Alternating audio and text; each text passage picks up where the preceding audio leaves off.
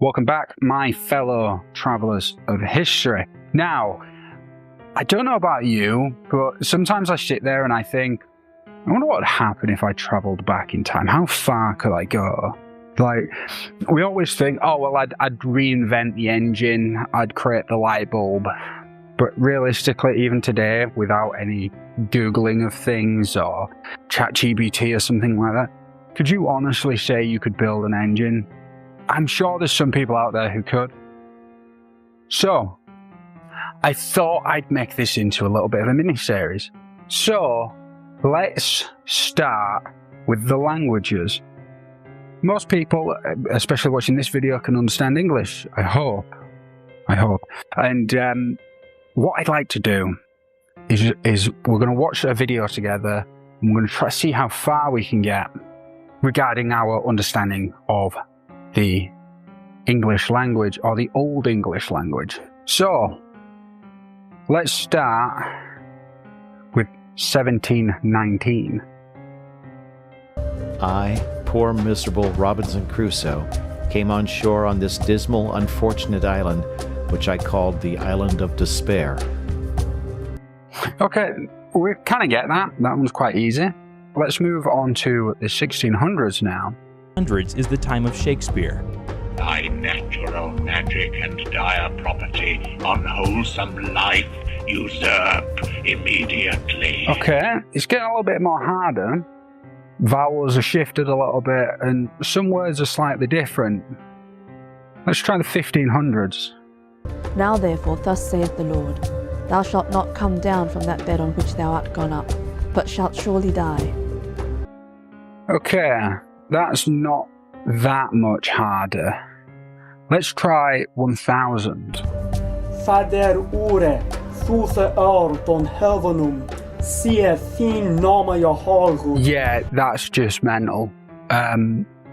Let's stick to the 1500s for this one. So, we've now established that we can somewhat understand the language. We'd be able to get by, probably say that we're foreigners, we've come from a distant land. However, the big thing that will stand out in the 1500s, and the setting for this, by the way, is in England, is your clothes. Now, most clothes that we wear are a lot different to how they used to look in the 1500s. It also depended on your class.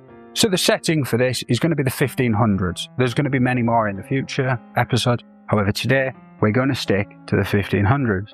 Now, one of the noticeable things that's going to stand you out against the people at the time are your clothes. Your clothes are going to make you stand out, and it'd be best to try and get out of them or exchange them somehow. However, we're going to get into that. Before we establish what we're going to do, we need to look for some form of employment. We need to find out how to sustain ourselves. Where are we going to live? And there's also some weird rules that you might be breaking accidentally. The class system, for example, is a real thing back in this period. If you talked back to a noble or even a well-off merchant, you could be fined, jailed, or even flogged. So, let's make sure we're doing our bows and our curtsies for the ladies out there. And another thing is titles.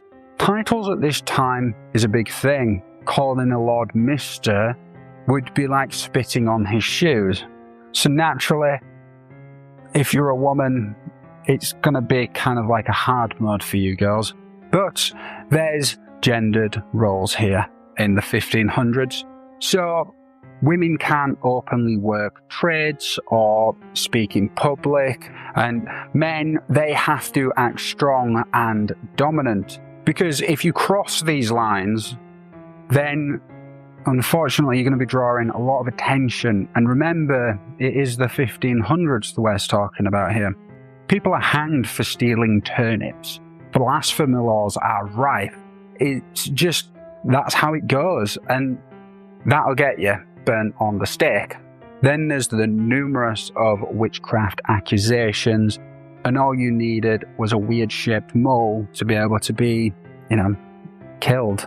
So, trying to be conscious is most likely the best option for survival. Right, so we have the language somewhat down. I'm sure you'll be great. The rules are, well, I suppose it's who you run into, but you've got the basics, so hopefully you'll not end up in the Tower of London anytime soon, or then. However, you're going to need somewhere to stay. At this point, you're homeless. And sure, going around and saying you're from the future and making claims is great, but again, the witchcraft accusations, let's get some basic shelter and food sources to be able to make some proof. I'm thinking perhaps some form of high school science experiment like a Stirling engine or perhaps a crude energy production, but most people don't have a clue. So maybe you'll figure it out if you've got a whole lifetime to try to remember what happened in junior year high school.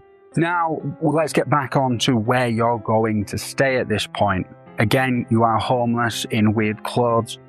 So let's sell the clothes. Now, it's not as simple as just rocking up to a market and saying, oh, I've got a lot of clothes to sell. And the reason for this is because at this time period, there are many sumptuary laws, which is what people can wear depending on their rank. And if you wear the wrong colours, you wear the wrong fabric, then you're going to get the wrong attention. And if you sell to the wrong buyer, that's jail or even a fine. So keep it on the down low and maybe cut them into strips or rags and barter them for food. Now let's get on to housing. At this time, some churches allowed poor people to sleep in the courtyards and offered food in exchange for work. So you could go down that route, especially being able to read, which back then was only about 5 to 10% of the population.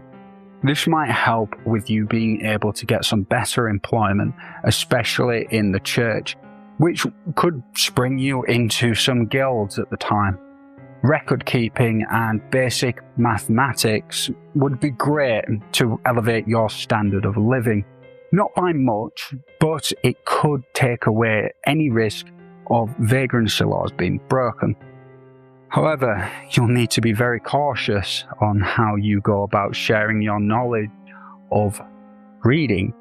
Too much suspicion could end you up in the wrong place. So craft a backstory. A most obvious is to claim that you're from a distant land. It'd explain your weird accent, your weird clothing perhaps, and also your ability to read and have a higher level of education than the general population at the time. Now, your ability might give you the edge to read, but it won't be easy to read. Now, test time. I'm going to share with you an image. What I'd like you to do with this is read it, because this is the language you'll be reading. So, let me know in the comments, stop the video, let me know in the comments what it was. What did I show you just then? No cheating, don't go back. You're time traveling, but just not on this video. Let me know in comments, and then I'll tell you what it is. Now, for those of you that said, well, clearly this is the Bock of Cockery, it's quite simply a recipe for a mutton stew. Well, you've done better than most. It'll be some work, but I'm sure you'll understand most of the letters. So just piece them together, work it out, and maybe this would give you a bit of an advantage. So now we've got reading out of the way. Let's look at the grand culture of things, because life at this time revolved around the church. They were the safety net before any government issued any kind of welfare system and aid to those who were in need. And it also gives you the opportunity to build your way up, gaining trust and work and potentially even an apprenticeship, which It's a lot different back then, but it'd give you the ability to improve your lifestyle from homeless to potentially a shared room in an inn or a tavern. The ranks of the holy men, the priests and the monks had influence. This would be able to get you in front of people and their most esteemed patrons, which with it comes even more opportunity. But let's not kid ourselves here. We're still in the 1500s. Crime is everywhere. Pickpockets, thieves, muggings. This was a big time for clubbings. Not that type of clubbing, but the blackjack type of clubbing. Sort of clubbing. Scams, cons, and again, the vagrancy laws are very strict. Being without work, a home, or even a sponsor could get you into some serious trouble. Now, we're going to be talking about something that's going to affect one demographic a little bit more than the others, which is SA.